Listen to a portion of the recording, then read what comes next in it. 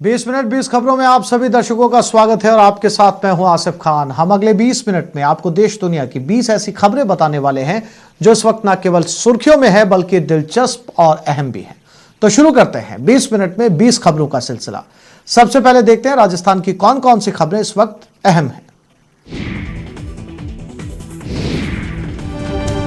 हाथों में लठ लेकर और सामने वालों को दौड़ा दौड़ा कर पीट रहे इन लोगों का ताल्लुक कुख्यात अपराधियों के किसी गिरोह से नहीं बल्कि समाज के उस तबके से है जिसे देश और समाज की दशा दिशा तय करने वाला बताया जाता है। वीडियो अजमेर का बताया जा रहा है।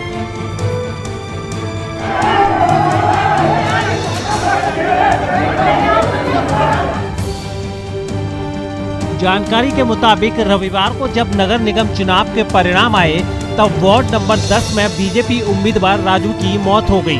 जब मोहल्ले में बीजेपी के समर्थक खुशियां मना रहे थे तभी किसी बात को लेकर कांग्रेसी समर्थकों से कहासुनी हुई और मामला हाथापाई तक जा पहुंचा।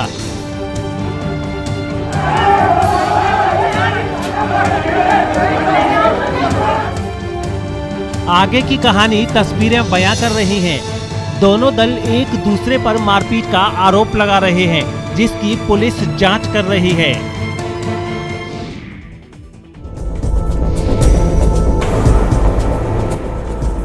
वहां अंगूर की बेटी छिपी बैठी थी जहां किसी ने कल्पना तक नहीं की होगी। नालियों और शौचालयों में यकीन नहीं तो इन तस्वीरों को दोबारा देखिए। दरअसल अवैध और हथकढ़ शराब के खिलाफ सरकार की मुहिम जारी है। इसी कड़ी में रविवार को करौली में स्पेशल टीम और आबकारी विभाग ने क्षेत्र में कई स्थानों पर सर्च अभियान चलाया जिससे अवैध शराब तस्करों में हड़कंप मच गया। लेकिन हद तो तब हुई जब टीम ने एक रिहायशी मकान की तलाशी ली। घर में बने शौचालय से अवैध शराब के 182 पव्वे बरामद किए गए। लेकिन पुलिस के आने की सूचना पर आरोपी फरार हो गया जिसकी गिरफ्तारी के लिए वो जगह जगह दबिश देती फिर रही है।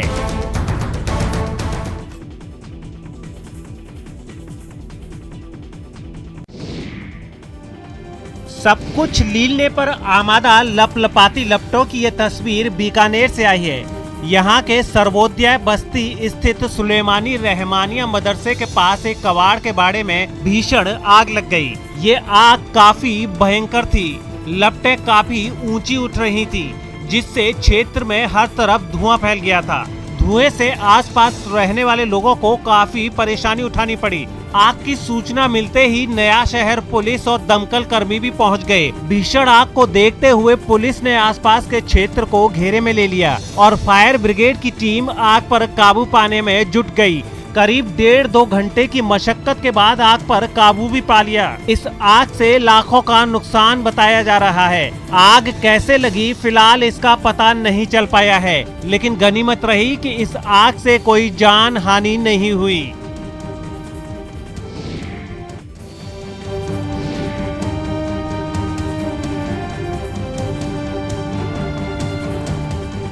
टोंक पुलिस ने दूनी कस्बे में 29 जनवरी की रात बैंक ऑफ बड़ौदा में की गई चोरी का वीडियो जारी किया है। बैंक में लगे सीसीटीवी की जांच में सामने आया है कि एक चोर रात 10:10 पर बाइक पर आता दिखाई देता है। कुछ देर बाद बाइक को पार्क कर बैंक की तरफ हाथ में संबल लेकर आता है और यहाँ बेफिक्र होकर शटर का मुआयना करता है। इसके बाद शटर तोड़कर भीतर प्रवेश करता है और इसके बाद नकाबपोश उस तिजोरी को तोड़ने में जुट जाता है जिसमें लगभग 31 लाख रुपए होने की बात कही जा रही है। लेकिन तिजोरी तोड़ने में नाकाम होने पर वो करीब 3 घंटे बाद रात 1 बजे बैंक से बाहर आता है। इस दौरान वो अलग अलग कट्टों में रखा चिल्लर अपने साथ लाता है। बैंक कर्मचारियों की माने तो चिल्लर का वजन करीब 150 किलो होगा जिसे लेकर वो फरार हो गया। फिलहाल पुलिस सीसीटीवी के आधार पर इस शातिर चोर की पहचान में जुटी हुई है।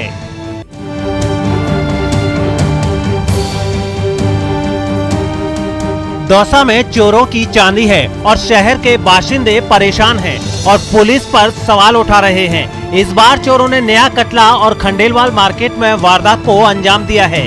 चोर यहां एक ज्वेलरी सहित 2 दुकानों के ताले तोड़कर लाखों रुपए के जेवरात उठा ले गए। रविवार को भी चोरों ने शहर की 4 दुकानों के ताले तोड़कर चोरी की वारदात को अंजाम दिया था। लगातार हो रही चोरी से इलाके के लोगों में बेहद नाराजगी है और पुलिस की मुस्तैदी पर सवाल उठा रहे हैं। आया तो मैंने यहाँ के देखा तो मेरे शटर का पूरा ये हिस्सा है ये पूरा बाहर निकला हुआ था। जब मैंने अंदर खोल के देखा तो इसमें मेरे सारे गले के कागज वगैरह ये सब बाहर पड़े हुए थे।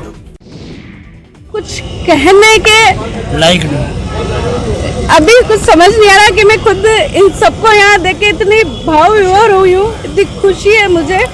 प्रदेश कांग्रेस कमेटी के सचिव पद पर राखी गौतम की नियुक्ति ने उन्हें भाव विभोर कर दिया। कोटा के तलवंडी स्थित जाट छात्रावास में पीसीसी सचिव राखी गौतम का फूल मालाओं से अभूतपूर्व स्वागत किया गया। समर्थकों और पार्टी कार्यकर्ताओं की भीड़ देखकर राखी उत्साह से लबरेज नजर आईं। मौके के मुताबिक उन्होंने पब्लिक के लिए हमेशा खड़े रहने की बात भी कह डाली। इनके लिए मैं हमेशा चाहती हूँ कि हमेशा तत्पर रहूँ, इनके काम आ सकूँ। इससे बड़ा सौभाग्य मेरे जीवन में और कुछ नहीं हो सकता।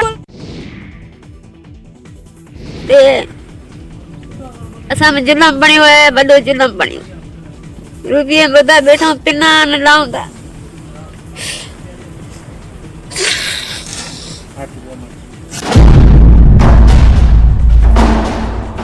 बेटा सरहद पार जेल में बंद हो तो एक माँ ऐसे ही तड़पती है, ऐसे ही सिसकती है। हाथ में बेटे की तस्वीर लिए ऊपर वाले से उसकी सलामती की दुआ मांगती है और दिन रात उसके लौटाने की राह तकती है। असा में जुलम बनी हुआ है, बड़ो जुलम बनी रूपये बता बैठा पिना न लाऊंगा।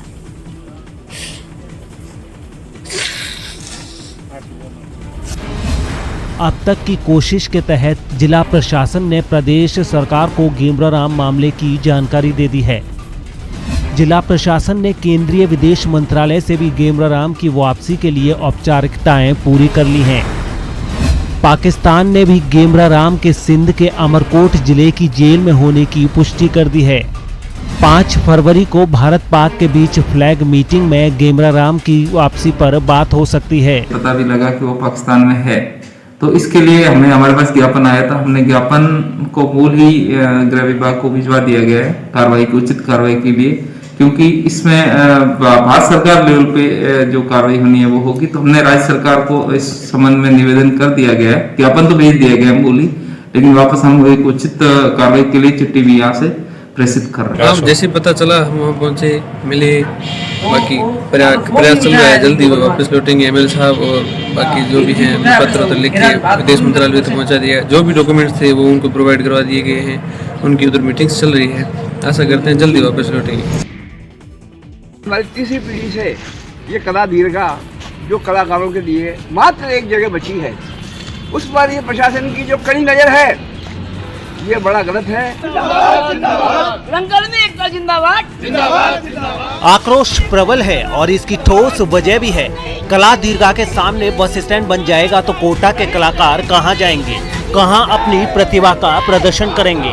बात साफ है, कोटा आर्ट गैलरी इकलौती ऐसी जगह है जहां संसाधनों से जूझते कलाकार बहुत कम शुल्क में अपनी कला का प्रदर्शन कर सकते हैं। लिहाजा बस स्टैंड को कहीं और बनाया जाए और शहर की पहचान के साथ छेड़छाड़ न की जाए। इससे आर्ट गैलरी में होने वाली जितनी भी गतिविधियां हैं, चाहे वो नृत्य की हो, संगीत की हो, कला जगत से संबंधित कोई भी गतिविधि हो, वो सभी बाधित होंगी। धौलपुर से आई ये वो तस्वीर है जिसका अरसे से इंतजार था। जी हाँ, बाघों को लेकर एक बड़ी खुशखबरी सामने आई है। यहाँ पर सरमुथरा के रिचाड़ा इलाके में बाघिन T117 ने 2 शावकों को जन्म दिया है। पहले इस इलाके में रणथंभौर से आए युवा बाघ T116 का मूवमेंट हुआ। उसके बाद करौली के कैला देवी से बाघिन T117 इस इलाके में पहुंची। 2 नए शावकों के जन्म से बाघ प्रेमियों और वन्य जीव प्रेमियों में खुशी की लहर है। पहले रणथंभौर, फिर सरिस्का, उसके बाद करौली और बूंदी मुकुंदरा के बाद धौलपुर जिले को भी बाघों ने अपने घर के रूप में फिर से अपना लिया है।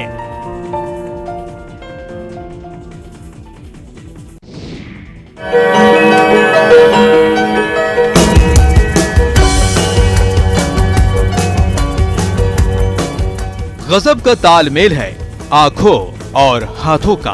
न नजरें हटती हैं और न हाथ रुकते हैं। दोनों एक सुर में उकेरते चले जाते हैं। कपड़ों पर सिंध की वो अतुलनीय कारीगरी जिस पर वक्त का जाला पड़ गया है। वक्त की रेत ने भले ही रेतीले धोरों में रहने वाली इन महिलाओं के हुनर पर अब तलक धूल जमाए रखी हो, लेकिन अब सिंध का ये हुनर हिंद में खिलकर निखरने वाला है। इन महिलाओं की मेहनत का पूरा मेहनताना मिलने वाला है और सिंध की खास मुक्का हस्तकला को ग्लोबल पहचान मिलने वाली है। हमने कुछ ग्रुप को लेकर इस काम को, ये काम उनको काम आता है वो, लेकिन उस काम को हम कि उनको दाम मिल सके और आज के बाजार में उसकी मांग बढ़ सके, उसके लिए हमने नए डिजाइन डेवलप किए। अच्छे फैंसी बैग्स बनवाए हैं, दुपट्टे बनाए हैं, स्टॉल बनाए जो महिलाएं पहनती हैं, कुर्ते बनाए हैं जिसपे उसका डिजाइन लिया है, कुछ कशीदार करी के साथ इसको समृद्ध मिश्रित करके उसको कांच के साथ उसको बनाया है, जो बहुत आकर्षक बन रहा है और लोग पसंद कर रहे हैं। तो हम इसको भी डोमेस्टिक मार्केट में इसको दिया है और कोशिश करेंगे इंटरनेशनल मार्केट तक इसको ले जा सकें। और 20 मिनट 20 खबरों में आप देख लेते हैं कुछ अंतर्राष्ट्रीय जगत की खबरें।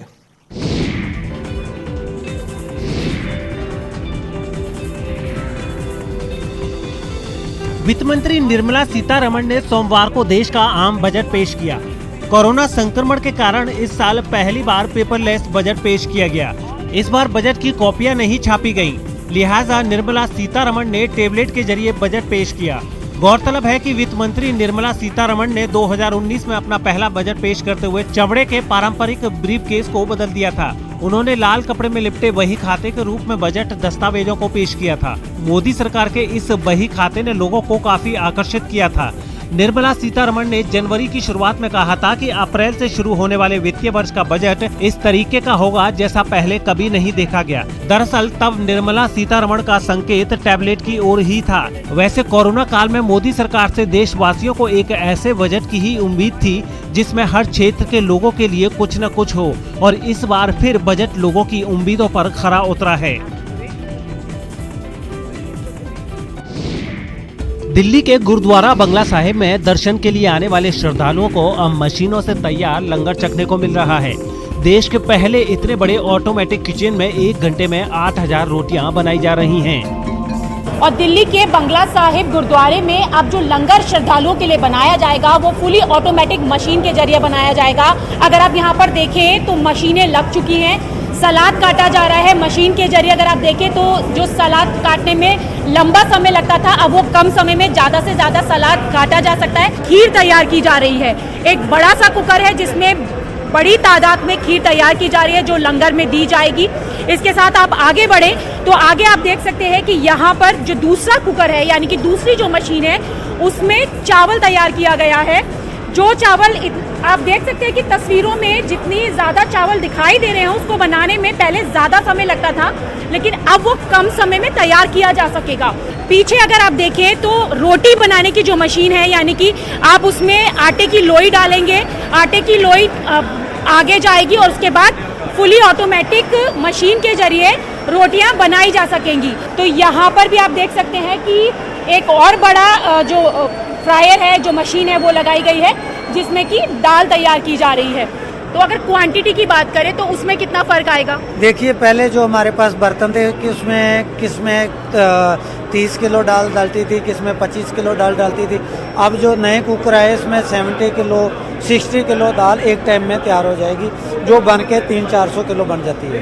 तो कितने यहाँ पर मशीन्स लगाए गए, कितने कुकर है, कितने फ्रायर्स यहाँ लगाए गए हैं? 5 कुकर है, 3 फ्रायर है और एक सब्जी काटने वाली नई मशीन आई है, एक सब्जी धोने वाली सीलने वाली नई मशीन है। करारे नोटों की जिन गड्डियों को आप में से कई लोग नकली मान रहे होंगे वो बिल्कुल असली है, 100% ओरिजिनल है। लेकिन इन्हें कमाने वाले गाड़ी मेहनत से इन नोटों को हासिल करने वालों का अता पता नहीं है। आंध्र प्रदेश के कृष्णा जिले की एक बस से सफर कर रहे 2 मुसाफिरों से पुलिस ने इन नोटों को बरामद किया है। बरामद राशि 1 करोड़ 10 लाख रुपए बताई जा रही है। पुलिस ने जब इन नोटों के बारे में यात्रियों से पूछताछ की तो दोनों मुसाफिरों ने बताया कि ये पैसे उन्होंने ओंगल में अपनी 16 एकड़ जमीन बेचने के बाद प्राप्त किए हैं। लेकिन पुलिस को दाल में कुछ काला नजर आया, लिहाजा उसने मामले की तहकीकात का जिम्मा IT विभाग को सौंप दिया है।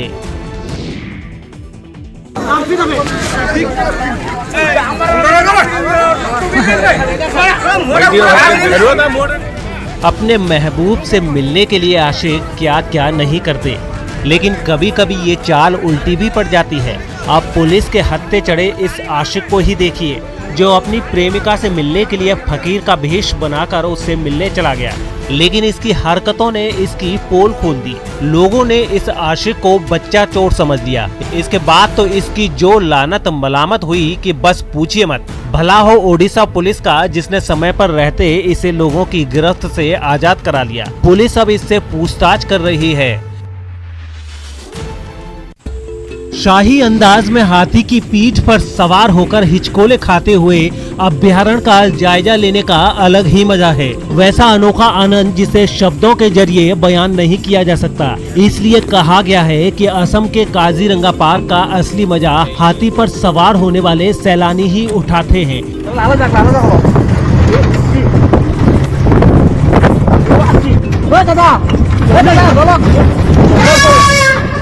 लेकिन इस बार काजीरंगा पार्क में जो हुआ उससे अच्छों के होश उड़ जाएंगे। कोरोना संक्रमण के कारण पिछले लंबे समय से बंद काजीरंगा पार्क को जब नवंबर में खोला गया तो सैलानियों का सैलाब उमड़ पड़ा। गुवाहाटी से कुछ सैलानी काजीरंगा पहुंचे थे। अब हाथी की सवारी का सुख सबको तो मिलता नहीं, इसलिए इन सब ने खुली जीप से वन में विचरण करने वाले पशुओं को देखना चाहा। जीप मिल भी गई और सफर शुरू भी हो गया, लेकिन इन सैलानियों पर गजराजों की नजर पड़ गई। इसके बाद उन्होंने इन सैलानियों का पीछा करना शुरू कर दिया, लेकिन इनकी किस्मत अच्छी थी कि जो जान बच गई, वरना गजराज के गुस्से का क्या ठिकाना।